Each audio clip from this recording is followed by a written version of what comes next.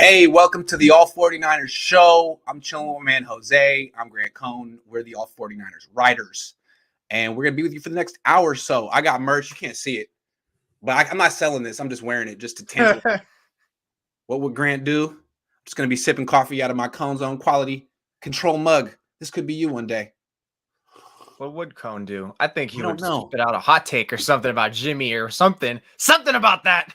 I don't know if we're going to talk about Jimmy today. Today, we're going to talk a lot about the young guys. The guys who are actually I titled the show, The Niners Are Going to Go As Far As Their Young Players Take Them. And I believe that. Last year, they were really relying on their vets to take them all the way. And they almost did until Jaquiski Tartt dropped that pick. Now, they'll have a bunch of unproven guys, not just at quarterback, but a bunch of guys who really have no experience that are going to need to step up and be impact players. So let's start with the rookies. Which one do you think will make the greatest impact in 2022? I think I'll have to go with that speedster, Danny Gray. I mean, honestly, even without doing too much research on him when he first got drafted, I just saw immediately, at the draft, they talk about how he has the speed, top end speed, this typical go route Z receiver, someone who's going to push the envelope down deep. And that immediately just like, my God, you just uplifted the new ceiling on this offense, not only because Trey Lance can throw it deep, but the 49ers acknowledge that, like, hey, not only do we have a quarterback who finally throw it deep, we need a true wide receiver who can actually get down there and excel at a high level. Because, sure, you have a George Kittle who's proven to do that, or Deebo Samuel and Ayuk, but they're not really – are they really the most proficient down there? I wouldn't say so. You want someone who's really that specialist guy who can go down there, and that's when you had Shanahan mention Travis Benjamin, which is kind of wild, even though he can't really do too much anymore. So I feel like he can be the most impactful, not even just in terms of production. He's necessarily have to be productive. He can probably get like 20, 25 catches. But as long as he shows he can get down there, that's going to do enough for that offense to open everything up. See, I'm glad you got there at the end. I agree, 20, 25 catches. I don't know if he'll be the most impactful rookie, but I do think he's going to make an impact. And I think the catches he makes are going to be big. Like he could have 5, 6, 7 touchdowns and long ones, because think about it. The defense is so worried about the run game and covering Deebo and Kittle and Ayuk that if someone's going to get forgotten, it's going to be Danny Gray. And if you forget about Danny Gray, it's a touchdown. Like, remember in 2016, Kyle had the greatest offense of his career in Atlanta. He had a bunch of great players, but sort of the X factor over there was Taylor Gabriel. Am I getting his name right? The little dude who was hella fast. And if you were totally focused on Julio Jones or Mohamed Sanu or Austin Hooper, that little speedster on the outside would burn you. And Kyle's really good at that. So I'm with you on Danny Gray. Is that his name, Taylor Gabriel? Am I tripping on that? Taylor Gabriel. No, you're right. Taylor Gabriel. Okay. I don't know if he was tiny. I think he actually has some size to him. I think Ty Davis Price is probably going to get 100 carries. I think he's going to get 100 carries. Elijah Mitchell's going to get 100 carries. Trey Lance going to get 100 carries. Maybe Jeff Wilson Jr. too. So Ty Davis Price is going to be a role player. He's going to be in the rotation. But, dude, I don't know if right away, but by the end of the season, I think Drake Jackson is going to be a big-time impact player. I think Drake, like, if they're in the playoffs or making a playoff push, I think Drake Jackson is going to be making a bigger impact than Danny Gray and Ty Davis Price combined. So I don't know if right away, he's probably going to be on the bench, and he may not get many snaps right away because he is really young. But I think by the end of the year, we've seen it. Chris Kasarik, once he has a little bit of time, a lot of his new projects take off the second half of the year, a little bit like Arden Key and Samson Ebukam. So I think Drake Jackson is going to be a big time player for them in November, December. Yeah, Drake's going to be nasty. I think the way I just pretty much just chose Gray is because, your running backs, Davis Price, all those guys are going to make an impact for sure. But I think because the way the running back situation is, David Price is more like that bruiser, someone who got depth in the rotation. So it kind of feels like it's not taking it over to the next level. And then, the defensive line, they were already elite. Sure, having Jackson there is great, but I kind of like the way he did it with Danny Gray, just because it pretty much optimizes what you have with Lance. Thank God you got a speedster wide receiver, because I was thinking they were going to go the free agent route, like a Will Fuller or whoever, or someone that can go deep. Because if you didn't have a deep receiver with Lance, I kind of feel like you were limiting your own offense, but not utilizing one of your quarterback's best assets, which is that he can throw deep with his arm. Okay, I got one more name as a deep dark horse. No one's talking about this guy, but I think for the same logic, I just use a second half guy, someone who may start off as a backup but could become a starter down the line. Spencer Burford. He was their 4th round pick And when they took him, I didn't know much about him. I thought, oh, they're gonna try to move him to guard. But then I've met him. He's got really long arms. He looks to me like an offensive tackle, and I'm thinking they're thinking he could be Mike McGlinchey's replacement next year.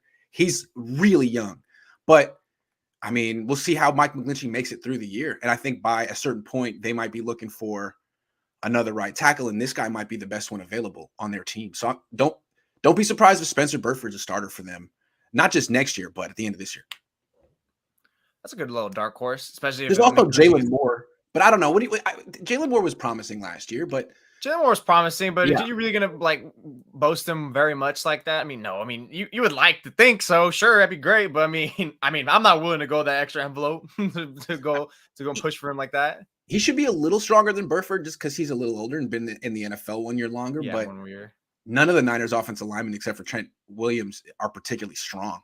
I mean, they all kind of get pushed around. So I'm thinking in terms of just athleticism and movement and length and all that stuff that you can't coach. Burford's probably got more not beat, and that's why he was drafted higher. So I'm just look out for Burford. The only reason Moore was playing tackle last year anyway is because school went down and they moved him out there. When they drafted him, they were talking about guard. That's all I'm saying. Anyway, moving on. Who's the starting strong safety, Jose? At least at first, when we get out there for OTAs. It's probably gonna be you. They're gonna roll you out there. What would Cohn do? Put the cleats on, get on the field. Yeah. No, I feel like I'm gonna go with Talanoa Hufanga just because he was a 5th round pick last year. Mm-hmm. He was a 5th round pick last year, and I'm saying that with the most cautious confidence. And when I say that, I feel like they're more so gonna do a rotating door, but I feel like OTA's first day, Hufanga is gonna be out there just because of Tarvarius Moore still recovering a year removed from a torn Achilles. You're not 1,000% sure if you really want to, implement him right off the gate. You maybe probably they're going to say that for training camp. George Odom might implement a little bit, but I think ultimately who you're going to see initially, especially at first, get out there, which is always indicative of who the 49ers are wanting, is when they roll out the first team reps to the first player. So I think ultimately they're going to go with Talanoa Hufanga. He was a 5th round pick last year. Not the greatest weighted draft pick that you feel so much heavily to want to invest on, but I think that's going to be the way they're going to look and try to give him a chance to go at least make a case out there. I agree. It seems like they're all in on Talanoa Hufanga, which is funny because he's gotten his blessing from Troy Polamalu, right? Troy Polamalu is his biggest supporter, and he's sold John Lynch on him. Like John Lynch and Troy Polamalu are 2 of the best strong safeties ever. And they're all in on Talanoa, who's just a 5th round pick, who might be, just a special teams guy or a line. I don't understand how he has convinced 2 of the best safeties ever, because he hasn't convinced me. I think he's slow. And I do think he's going to get the first crack at it. I think he will. I think the Niners have made it pretty clear that they don't really want to bring in serious competition for him. They didn't draft a safety. They got one as an undrafted free agent. They didn't bring back Tart because they know Tart's better than him. I mean, he couldn't beat out Tart at any point last year. So they have just let Tart be a free agent, and they brought in George Odom, who's never been a starter. And I think maybe he'll get some reps, but I don't think they actually seriously considering him for the starting job, at least for week 1, which is funny because George Odom is actually fast. He runs a 4.45 and he can tackle, as opposed to Talanoa Hufanga, who's just a tackler. So I wouldn't be surprised if Odom takes his job by the end of the season, but I think Talanoa is going to get it to start because of roster politics and Troy Polamalu. I blame Troy. I just wonder if it does truly become Hufanga to start the regular season as well, that if maybe they're going to restrict him mainly to a box safety, and then because what the 49ers defense, even dating back to Robert Saleh that D'Amico Ryans picked up, is he would flip them. He wouldn't always just keep Ward up top or Chakosky Tart in the box. He would actually use 2 high or just flip them, with disguise coverage. And that's the beautiful part about why they both were such a great pairing. Is you didn't know who's gonna cover inside, who's gonna cover up top, outside or not. And Hufanga's kind of limited right now because of that speed. And it's not like how much faster do you really get in the league. You get stronger and you get smarter, but faster. You don't get faster. I mean, if he's smarter, that's going to do a lot. That's going to do a lot to make up for his speed, because that, especially play recognition wise, that's the only way I can see that he's going to make up for that lack of play speed. But I think that Tarvarius Moore, if he does have a chance that they do give him more, that they might like him just because he has some range to him.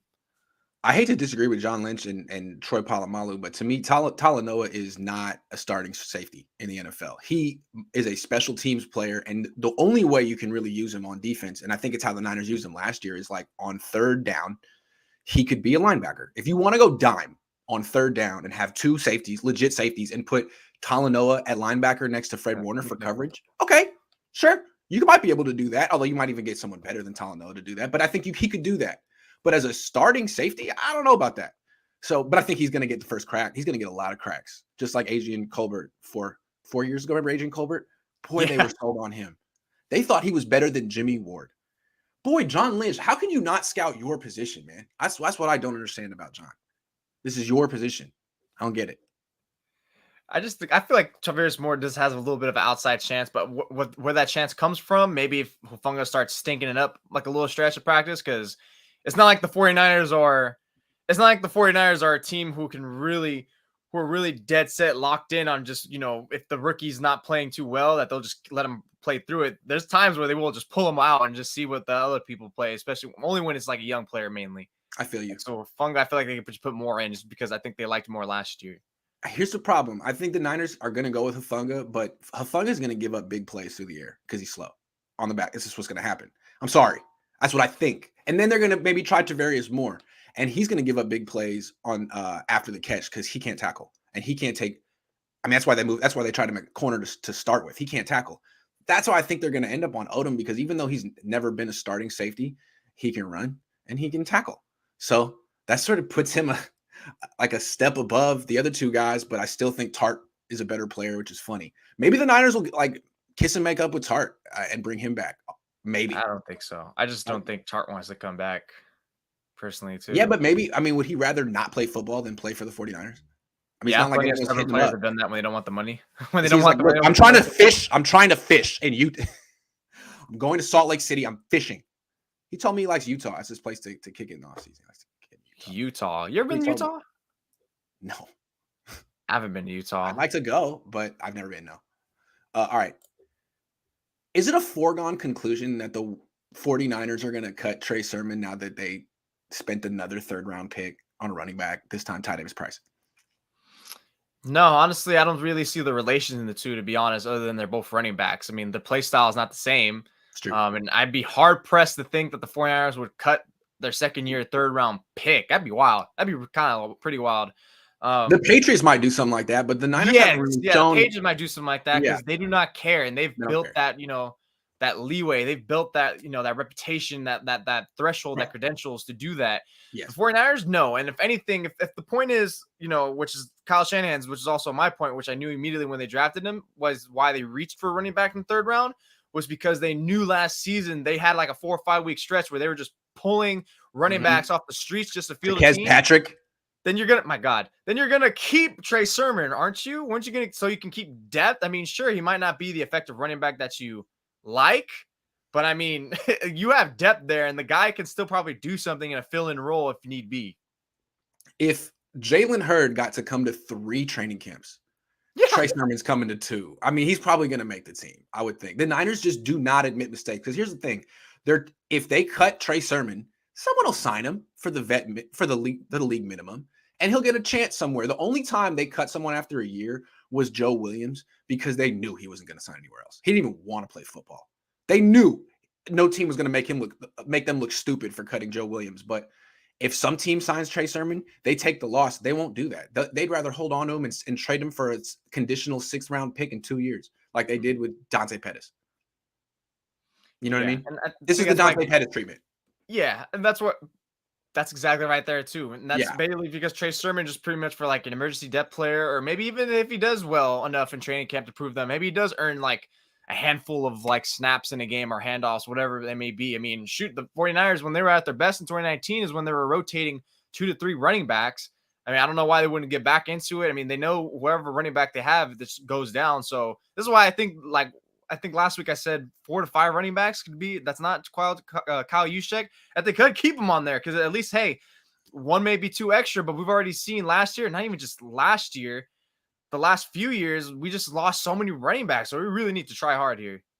Also, it seems like in that spirit, like Kyle's looking for a different type of running back, a bigger running back, maybe a more durable running back. Because when he first got here, all he wanted was dudes who were like 200 pounds that ran 4.3. Mostert, Breida, Tevin Coleman. Now it's like, man, you need to be 220. 215 at least to run for me. Like even Elijah Mitchell said, yeah, I'm trying to get up to 210, 215 this year. So I think Kyle's looking for bigger running backs. That's Trey Sermon. I don't think he's going to play. I think he'll probably be last on the depth chart this year because I don't think I think they don't like his running style. I think basically Ty Davis Price is the no to Trey Sermon's yes. Trey Sermon is all about being patient, bouncing around, sliding. Like they don't want that. They want Ty Davis Price to just run as hard as you freaking can between the tackles and get some yards after contact. So maybe Trey Sermon can change his running style and the Niners will like him, but I think he'll stay in the team. I think the 4 guys, he'll be inactive probably, but the 3 guys who will be active on game day will be Mitchell, Ty Davis Price, and Wilson. And I think the odd man out is going to be JaMychal Hasty because I think they're getting away from the little running backs. He's little. He's not that good either. I think he's kind of explosive, but they use him as a third down back, and he's not that great of a receiver. No, I do not like him as a receiver at all. No. So I think he'll be the odd man out. Plus, they got another undrafted running back this year, Jordan Mason, who's built just like Trey Sermon and Ty Davis Price. That's what they want now. So I think Hasty's the one that's probably on the way out. And if they do cut Hasty, I mean, really, is anyone going to sign him? They could probably put him on the practice squad. Probably not. I'm just saying. The most lure. Remember when they protected him in 2020? That's how much of a lure he was. And all of a sudden, that's how quickly things can go in the NFL, man. Yeah. But I mean, yes, Sermon, he'll be here, but didn't he take down all his Niners stuff after week 1 when he was inactive? That's funny. No one really cared. I think he did like last year.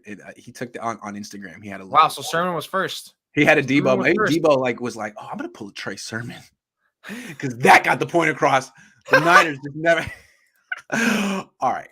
Which offensive player faces the most pressure this season, in your opinion? Your best friend, Mike McGlinchey. Oh, Your best friend, Mike McGlinchey. Look, I'm not trying to cop out and say Trey Lance or anyone else that could be on my mind, but Mike McGlinchey, because is he not in his 5th year? Is he not due for a contract extension this year? That's a good point. Not even forget the 49ers. He's debuting for all 32 teams, stating the case that, number 1, look, I'm healthy. Torn quad, that's a figment of all your guys' imagination. That's in the past. Number 2, I know I was just a fairly solid offensive lineman player who can do well in run blocking, somewhat decent in pass blocking. I'm better at that too. Now commit your money to me because, offensive tackles are very, very impactful. And he's going to have to really demonstrate health and at the same time, relatively high level. A lot of pressure on him, especially because, outside of Trent Williams, everyone else is like a huge question mark. And of all people who really needs to be the closest to not be a question mark is McGlinchey so badly.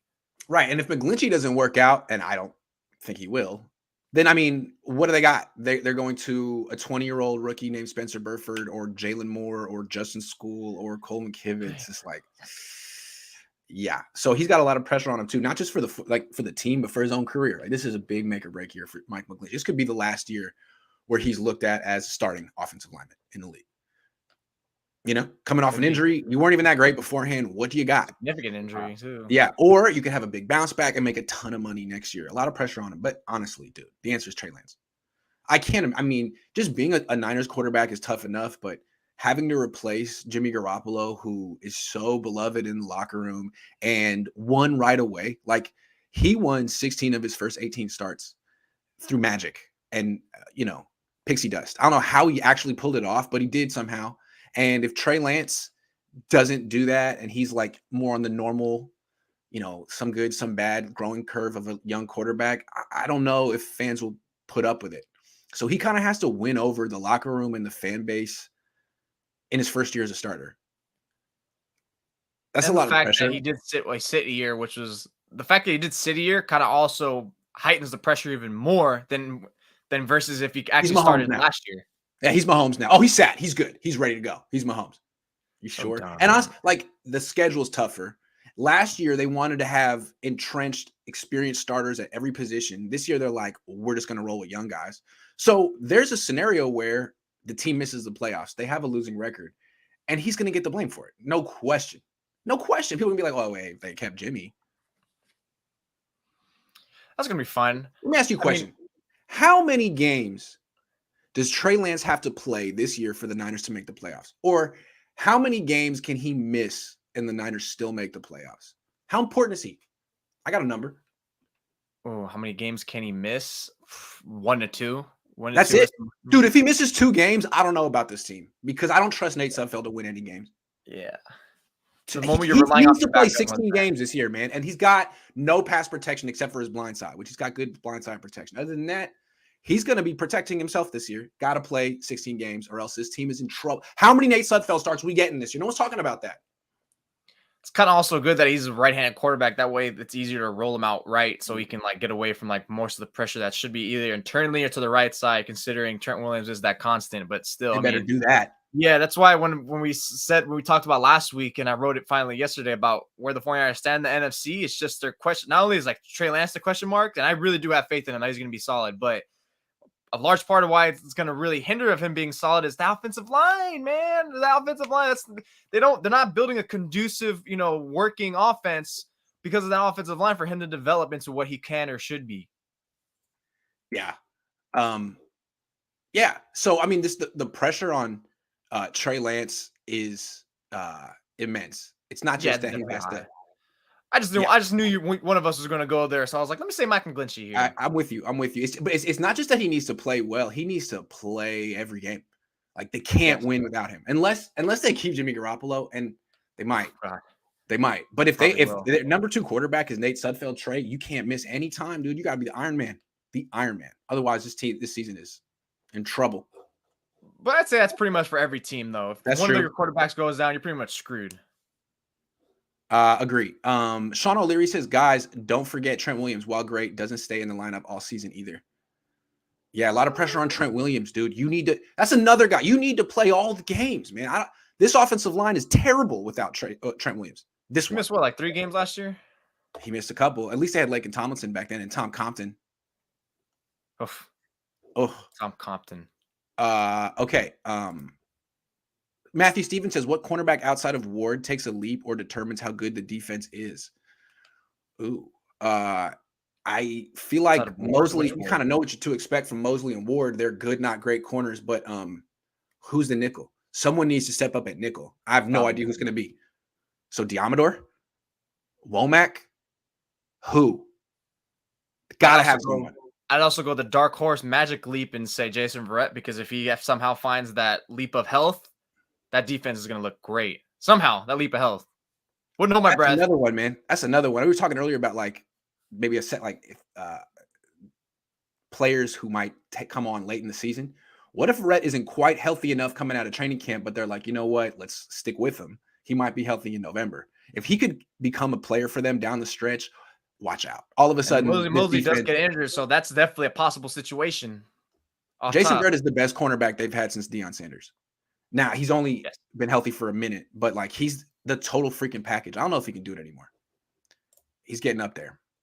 People saying Ambry Thomas. It feels like they took Ambry Thomas's spot away from him, unless they really look. A lot of people think they might move Mosley into a nickel in maybe. If that's the case, then Ambry Thomas all of a sudden becomes, if they want to play their best 3 corners, I guess that's what they do.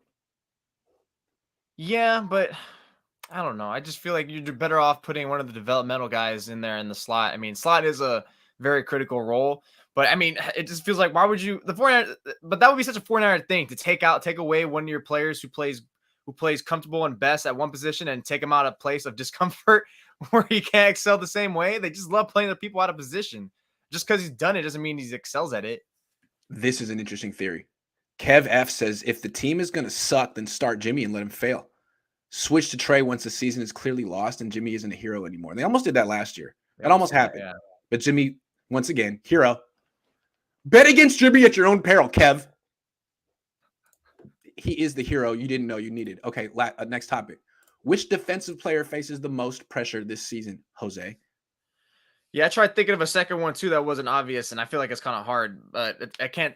It's Javon Kinlaw. Is it not Javon Kinlaw? Is anyone going to disagree that's not Javon Kinlaw? I mean, come on, man. We're over here talking about, Trey Lance, like, great. Yeah, they've spent 3 first-round picks, 4-round picks, whatever, on him, and he's going to get his first year as a starter, had a year to sit.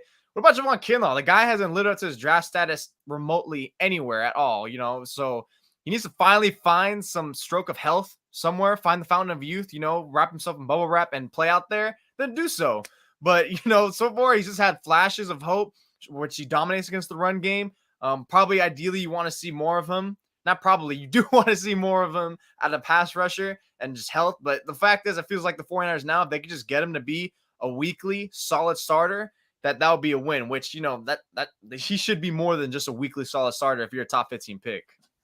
I agree. I mean, there's a lot of pressure on him because of his draft status, a lot of pressure on the front office because he replaced Buckner. Yep. The one thing I'll say is if he doesn't work out, and I don't expect Javon Kinlaw to work out, I'm sorry.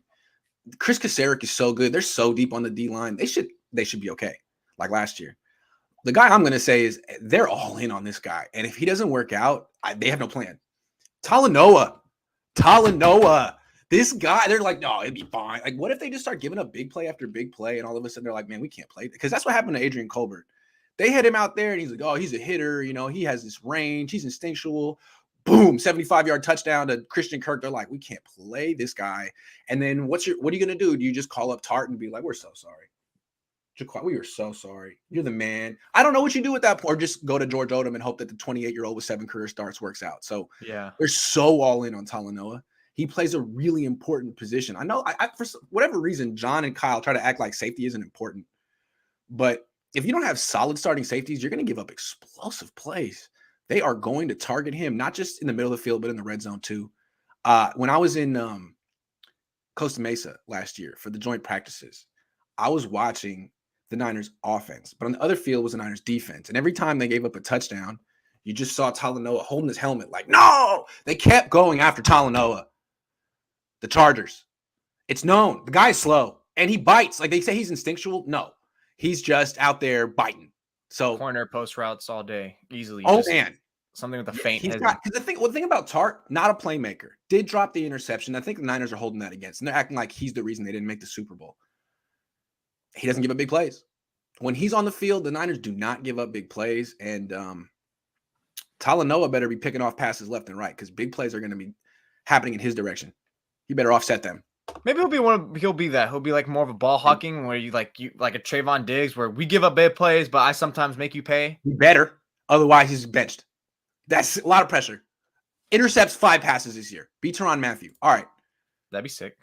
Which players, offense, defense, do you think will begin the season as starters and end the season on the bench? That's a toughy one. I think, what's funny when you said this, I immediately thought it was going to be a defensive back, and I just couldn't think of anyone else but Emmanuel Mosley, just because I kind of almost kind of like slipped away just 5 minutes ago, just because maybe not necessarily the performance, because I really like Emmanuel Mosley. He's a really solid corner. He could start almost any team. Yes, he can. But he's underratedly an injury-prone player. He's tiptoeing that line between an injury-prone player. He's always missing time, and I can already picture when he misses a point in the season where it's October, November, December, where it's like, okay, he misses like a few weeks with his ankle injury, knee injury, whatever the case may be. In comes Emory Thomas or in comes Jason Verrett, whoever it may be. And then at that point, if one of those guys stake their claim, which it's a decent chance they will be, then the Niners have shown before, like, hey, if we lose a corner or whatever, we're going to rock with the hot hand. They've done that. They did that in the Super Bowl year with Akilla Weatherspoon and Emmanuel Mosley themselves. So this is not going to be uncharted territory for Mosley if that's the case. Okay, I got more names. And I feel like this is what happened with the Niners last year. Their starting lineup week 1 was way different than it was at the end of the season. It took them a while to figure out who their best players were.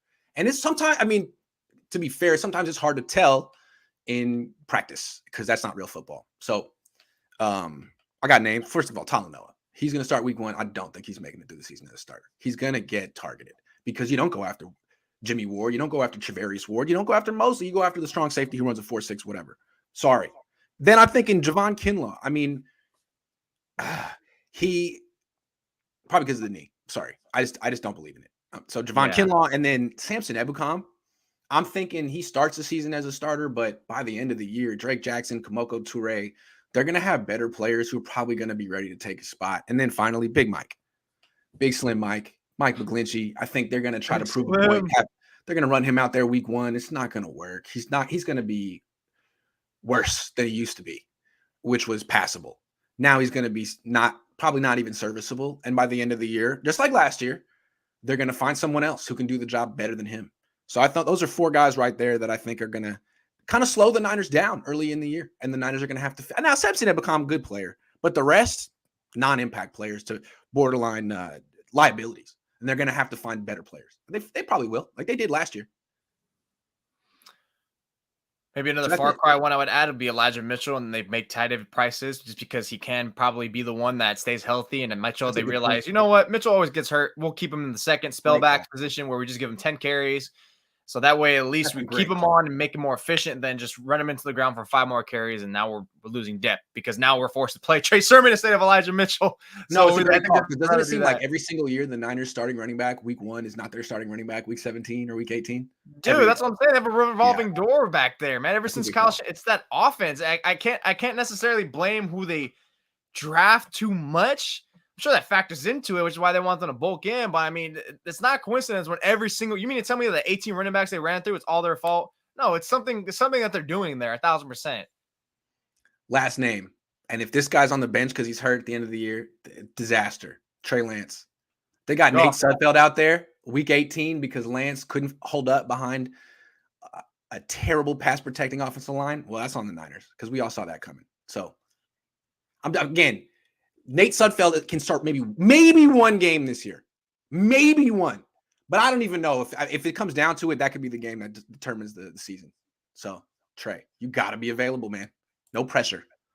Sean says definitely Kinlaw, but I think Warner's right there. He needs a bounce back season to avoid the decline tag. Yeah, I can see that. I think he will. I saw that he supposedly started slow, like the first quarter, almost first half of the year. I didn't necessarily see that, but I also didn't see that he was playing like an all-pro level. His second half season was an all-pro level again, for sure. He was really good against the run the second half of the season. He got good grades. I mean, I think what made him stand out the first 3 years was all the plays, all the production on the yeah. I mean, he was breaking up passes, intercepting passes like no other linebacker in the league. He needs to come back. He needs to bring that back. Maybe that's not sustainable though. Maybe that was all random. You know? Yeah, he definitely wasn't making those extra playmaking in the pass game at all last season. That's for sure. Yeah, that's a good point. Jaskell says I would like to compare Danny Gray to another 3rd round pick out of SMU. Okay, Emmanuel, but does not use his hands. Also, Emmanuel Sanders. Emmanuel Sanders has good hands though. He does catch the ball. Hands. He does catch the ball with his chest sometimes, but he can catch the ball with his hands. And yeah. I just want to see Danny Gray catch the ball I want to see if he can catch Trey Lance's passes. I want to know because a lot of people on this team couldn't do it last year. I'm just saying. Danny Gray is giving me DHB vibes, Darius Hayward-Bay vibes, which way all you guys are saying. He's a speedster and he catches with his chest because Darius Hayward-Bay could not catch with his hands until like the 5th season in the league, but he still was really good. It didn't stop him. You know, his rookie year that was kind of bad. You know, he was dropping a lot, but eventually he still kept catching that way, and he still was a beast as a speedster, getting 1,000 yards. That's a fair comp. I think Marquis Goodwin. Okay. My thing is like people say he's great after the catch. He's a really good after the catch. Well, how come he didn't return? How come he wasn't a good return man in college? He didn't really return kicks. He wasn't particularly great at like Debo. He's great after the catch. He was a monster kick returner in college. Like you were at SMU. You should have been able to do that. I don't know. I'm a little suspicious. He's another one of these like 185-pound wide receivers like Dante Pettis. Like, is that toughness going to translate to the NFL? Or are you just going to be a guy who runs on the sideline and you know, drops some passes, catches some passes? That's my question. Yeah, speedster wide receivers don't really necessarily typically have like a great shiftiness. And if you can, you're a freaking unicorn. Yeah, Emmanuel Sanders was kind of a unicorn, but like they developed him slowly in Pittsburgh. He didn't play much his first few years. Took his time. He didn't need to. They had Mike Wallace, AB, Hines Ward, freaking Mike. Yeah, they were stacked there. That's true. I'm saying like, Pittsburgh drafted him. Pittsburgh's the best team in the league at drafting wide receivers. They did not draft Danny Gray. They drafted George Pickens instead, who's similar, but much bigger. The coach says most pressure on defense is without a doubt Fred Warner. Coming off a down year, actually had injuries down the stretch, and his teammates are improving. Fred needs to bounce back. Yeah, I mean, last year I felt like there were a lot of games where Aziz was better than him. I'm just saying. Oh, yeah. But that was because, I mean, my favorite game from Aziz was when Fred Warner missed his first game against Seattle, and Aziz was all over the place. My God, that guy was freaking Spider-Man, the way he was covering the field. He was, right?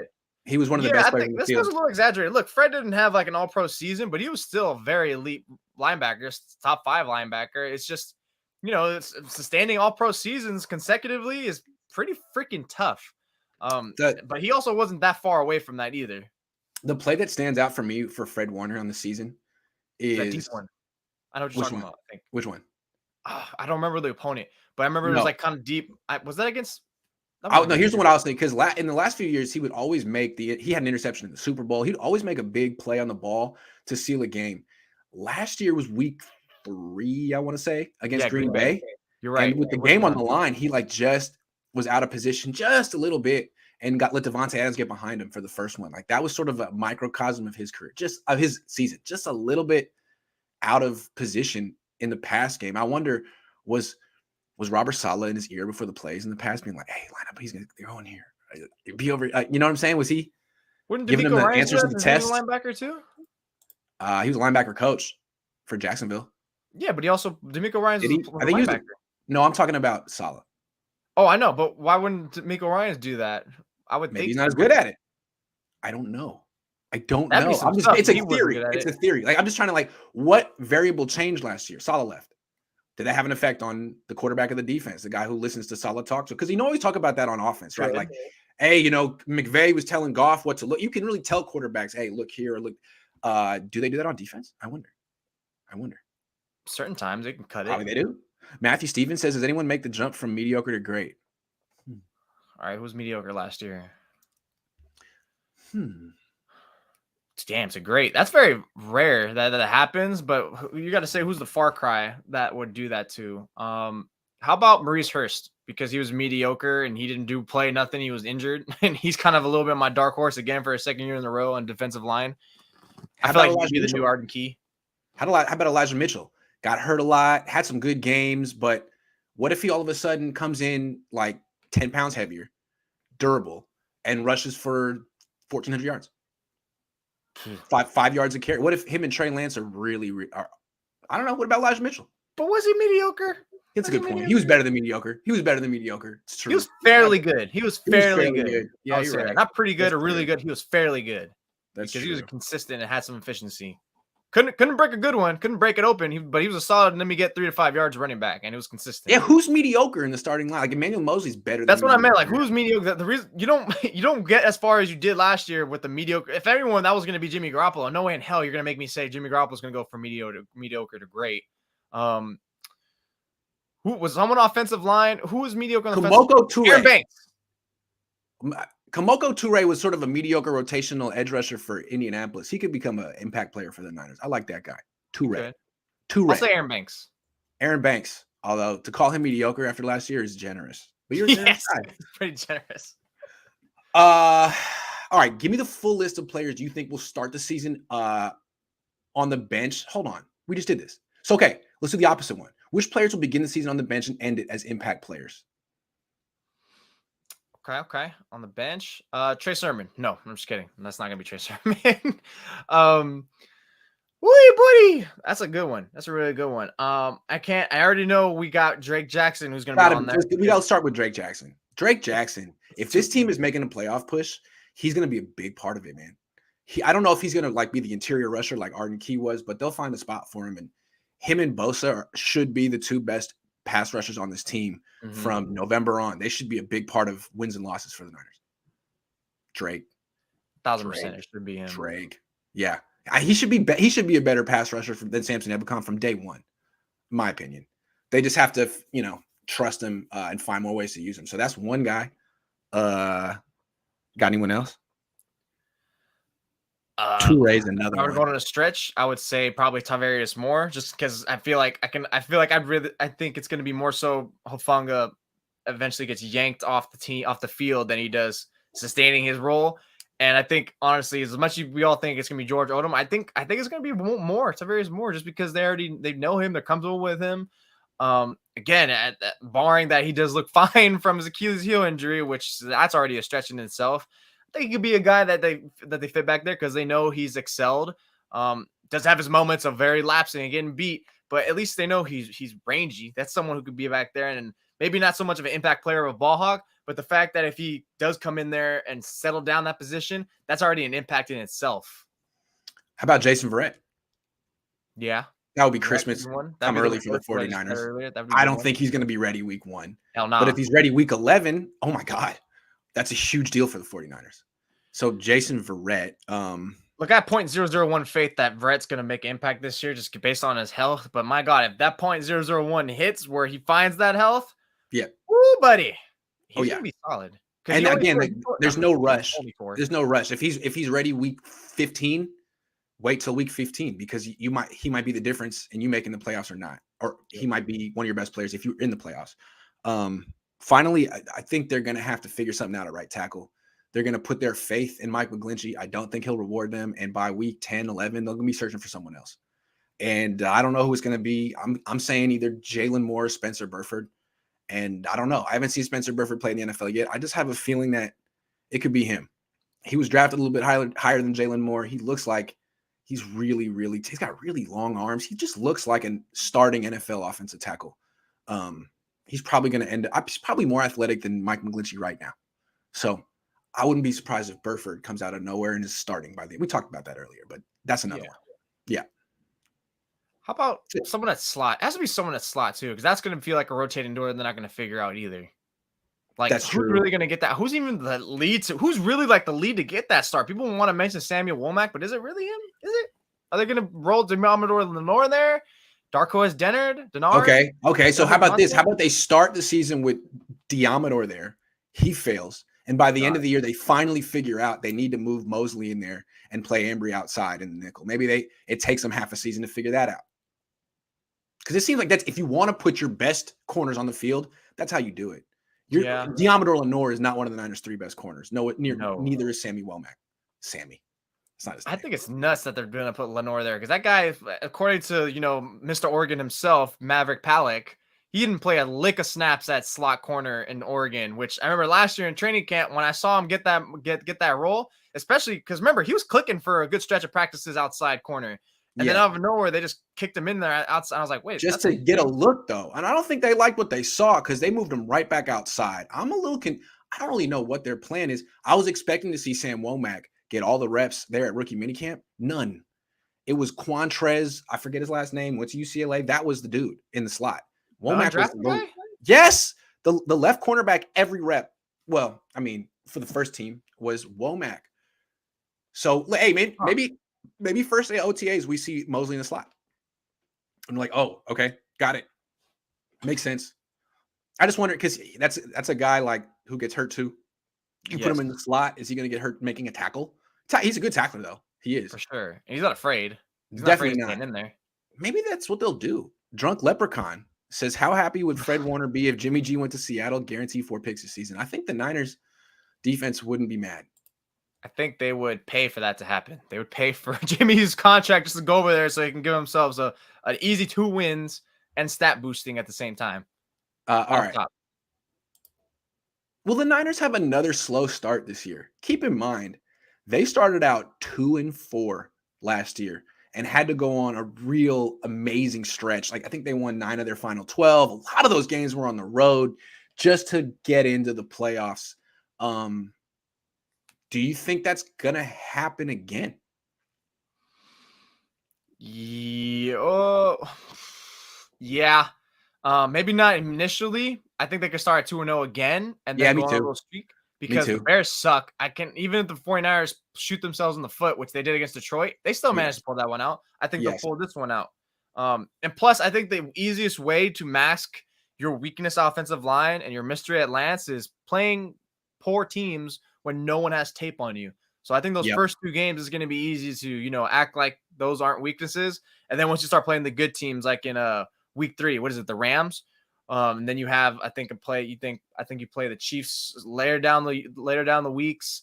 Not the Rams, the Broncos and then the Rams. And then you got the Chiefs down the line. I think those are the teams that are really going to kind of like expose you if you do have that weakness. So that's going to be the tough one there.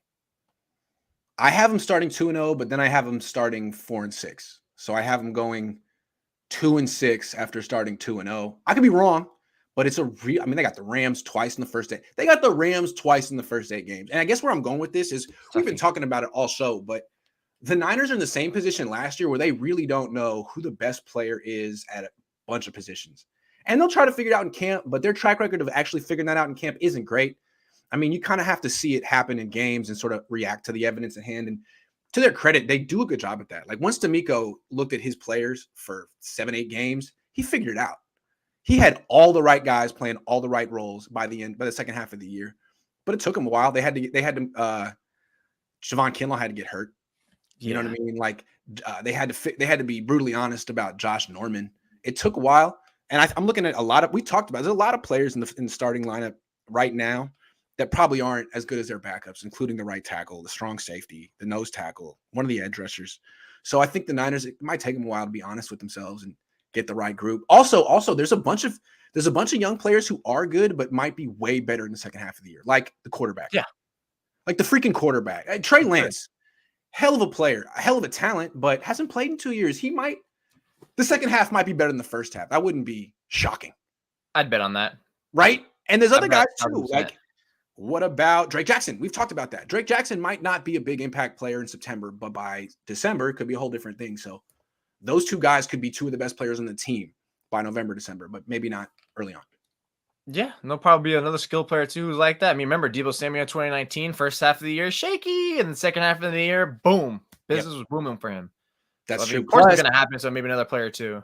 Plus, maybe the first half of the year, they're doing that. They're trying to mess around and not use Deebo at running back as much anymore, and they're losing, kind of like last year, and they're like, look, Deebo, we're 4-6. We got to win. We got to win, man. Please, we'll give you a bonus, and then, probably you'll do it. Honestly, I thought that was going to be the case regardless of, Deebo trade requests or, complaining about his role. Because honestly, I was like, look, use him again that way, but slow it down the first 8 to 10 games. And then once you start getting closer to a playoff push, especially if it's tight, use him in that way so he doesn't get hurt. Because you really need him for the second leg. It's like the relay team. We want you for the fourth shot leg. We don't want you for the first, second, or third because God forbid, we don't want to use our trump card that early. Yeah. Yeah. I really want to see how many games the Niners are going to lose before they turn to Deebo and say, look, man, I'm sorry. I know we said some things in the offseason, made some promises, but do you want to win? We need you to do this. Is he going to be there on the team? Is Deebo going to be on the team? I couldn't tell you that, man. He'll be there? They're not marketing him. You can't find his face on any ticket or anything. PJJ3X says, Iggy, will you have any players in the show soon? Yes. Stay tuned. Stay tuned for that. Yes. Jose, what up? Says Eduardo. Hey. You can get Jimmy Ward back on the pod? I don't know. His agent won't get back to me, but I'll find someone. See what happens. Get your Chrissy Tart. Get Mike Glinstein. So, Mike, do you see that video I made about you? No, what you make of him? That video I made about you where you're missing all the blocks and I had amazing the playing. What'd you think of that? Did you like it? That was pretty funny. Was it funny? That was pretty funny. I thought that was a Saturday Night Live skit.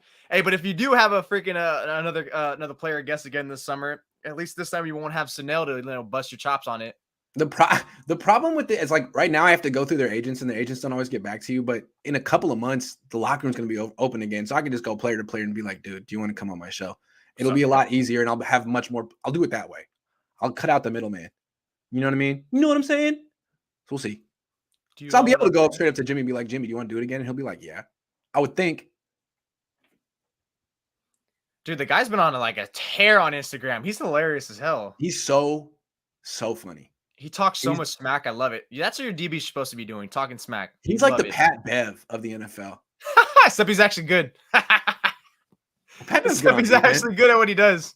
Pat Bev's good on defense. I love Pat Bev. No Pat Bev slander. Although you see, he's on ESPN now as their de facto NBA analyst. They're just what does Pat Bev think? It's like, Pat, you better. Whoever ESPN brings on, I know they're not good because they can't evaluate who's actually talks anything. I don't trust anyone on there. They're all weirdos. They'll stink. What if I get Nick Bosa on the show and I just interview him in his voice? I just do an impression of him while I get him on. So, week 1 last year. I think that'd be the only way you got to do it. Yeah. So what are your? You can't even keep a straight face. You're not gonna be able to do it. The thing is, that would be the only way to do it because he's kind of boring a little bit. You know, he just talks. He's just like, I'm just here to play football. Well, you do. Yeah, pretty much. Yeah, I don't think not him. I don't know. I gotta find someone. I'll find someone. Don't worry. Anyway, this is the show. It's the end of the show. Thanks for watching. Jose, always a pleasure. I'll be back this afternoon with Larry. So stay tuned. Until Larry! then, go be productive members of society.